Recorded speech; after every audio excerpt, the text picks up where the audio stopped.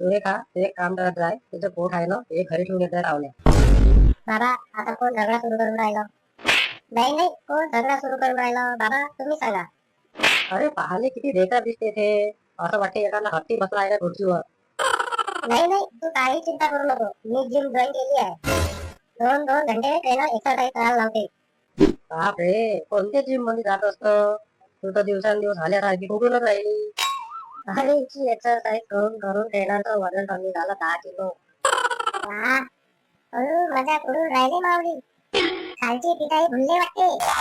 अरे सुरेखा, हे काय बोलून राहिली? पती आहे तुझे ते? पती होय, पती सारखेच राहा. पती परमेश्वर बनण्याची कोशिश नका करू. अरे काय झालं, खुर्ची तोडली काय? अरे दाता विधाता मावल्या सगळ्या घराची वाट लावून टाकली. बाबा मी तुम्हाला सांगितलं होतं हिने खाली बसू द्या म्हणून. काय झालं पप्पा?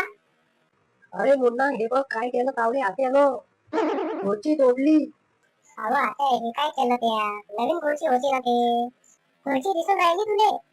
एवढ्या दिवसानंतर आता आलं मामाच्या घरी आले. त्याच्यासोबत एक शब्दही नाही बोलून राहिला. तुझ्या बापानं नाव चांगले संस्कार नाही दिले तुला. आता मामाजीच्या पाया लागा लागते, त्याचा आशीर्वाद घ्या लागते, काही समजत नाही तुला.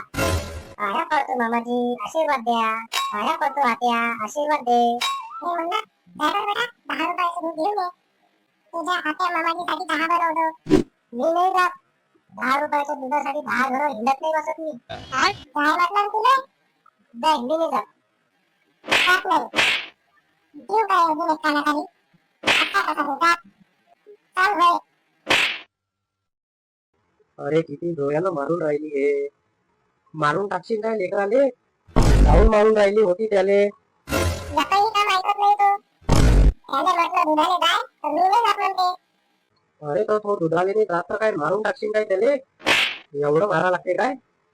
कोण मारते त्याले? काम नाही ऐकत बदमाशीपणा पर्यंत 2 कानाखाली वाजवणार नाही काय त्याच्या? बाबा तुम्ही थोडेसे जास्तच बोलता. 2 टापका मारावं नाही काय त्याले? तिने जेव्हा लायण्याचं मोठं केलं तेव्हा तर त्या कधीच नाही म्हटलं का बाबा तुम्ही जास्त बोलता म्हणून. अरे बाबा तुम्ही कुठची गोष्ट कुठे नेऊन टाकता? ते काय बेटा पप्पू, तावल्या बायकोपेक्षा ना तावली माहीत 10 पटीनं हुशार होती. पण मी कधीच बायकोचा भाड्या नाही बनलो. लक्षात ठेव. अरे बाबा यामध्ये बायकोचा भाड्या बनण्याचं काय आहे? खरंच तुम्ही कुठची गोष्ट कुठे नेऊन टाकता? नाही नाही, मी सांगून राहिलो तुले. अरे दादा हे घ्या, पेढे खा. त्या बापलेच्या चक्करमध्ये तुम्ही नका पडू. हो घेतो. घराले नवीन पेंट मारला वाटते. हो नवीन पेंट मारला. महिन्याच्या महिन्या बदलावतच जाय तुम्ही. एकाच्या पेंट पाहून मन नाही भरत मावलं. पण जुना कलर चांगला दिसत होता. पण ह्या कलर तर एकदम माती खाया कलर दिसते. तावल्या घरात एक कलर चांगला दिसून राहिला मावल्या घराचा कलर. काया पंधरा मारून ठेवला तावल्या घराले. दुसऱ्याचा बंगला वाटते तो हे घर. ह्या कलर डोळ्यात खुपल्यासारखा वाटते. मी खरं सांगतो बाबा तुम्हाला, एकदम ना असं कोंडल्यासारखं वाटते ह्या कलर. मला एवढा गुस्सा येते ना जेव्हा मावल्या घराच्या कलर विषयी कोणी उलट सुलट बोलते. मन करते एखादी जेसीबी बोलवा पूर्ण घर पाडून टाकाव. हो तर मग सांगून कोणाने राहिला? मला काय असं वाटत असेल काय का मावल्या भावाचं घर तुटलं पाहिजे. नाही नाही बोलवतो मी जेसीबी तोडून टाकतो पूर्ण घर. तिच्या म्हणण्याचा अर्थ तसा नाही आहे. जेव्हा तुम्ही मनात बोलू नका. तुम्हीच तर सुरू केली हे कलर कलरची गोष्ट. तुमचं यानं होऊन राहिलं सगळं हे. काय मावल्या यानं होऊन राहिलं? नाही नाही काय होऊन राहिलं मावल्यानं?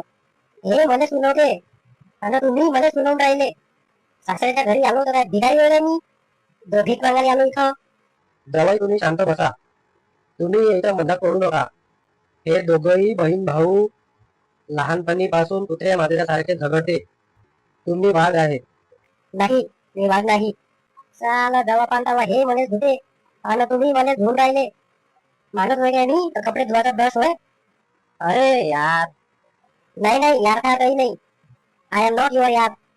बोलवा तशी बी चढवा घरावर. मी पाहतो कसा येते तो. काय भाई व? मतलब भऱ्याचं बोलत जा ना थोडंसं. फालतूचं बोलता नाही म्हणून तुमची इज्जत नाही आहे कुठं. अरे सुरेखा त्या पेढे आणले होते ना वाटलं मग सगळेले. मंगला वहिनी त्या तिथं ठेवल्या पाठावर सगळे. हो हो, घ्या मग म्हणण्याचे बाबा, घ्या सगळे जण. अरे देवा रे देवा बापा रे हे हरी राम कृष्ण जगन्नाथ प्रेमानंद. आता काय झालं? पेढे सगळ्या मुंग्या घुमून राहिल्या आणि किती सळल्यासारखा वास येते या पेढेचा. हा मग काय झालं? हा मग काय झालं? अरे मुंग्या आहे ना त्याच्यात. हा फक्त मुंग्या आहे ना, शिधो किंवा खापता नाही आहे ना? हो तर मुंग्या लागलेले पेढे चावून मारून टाक आम्हाले. पूर्ण परिवाराला मारून टाक तू. मुंग्या खाल्ल्याने कोणी मरते काय? तर काय मग मुंग्या खाऊन घ्यायच्या काय? तुझी इच्छा काय बा? खाणारे तर किडे माकोडे साप उंदर सगळंच खाते. काय नाही एवढा ड्रामा करून राहिला दादा, मुंग्या खाल्ल्याने काही नाही होत, खाऊन घे.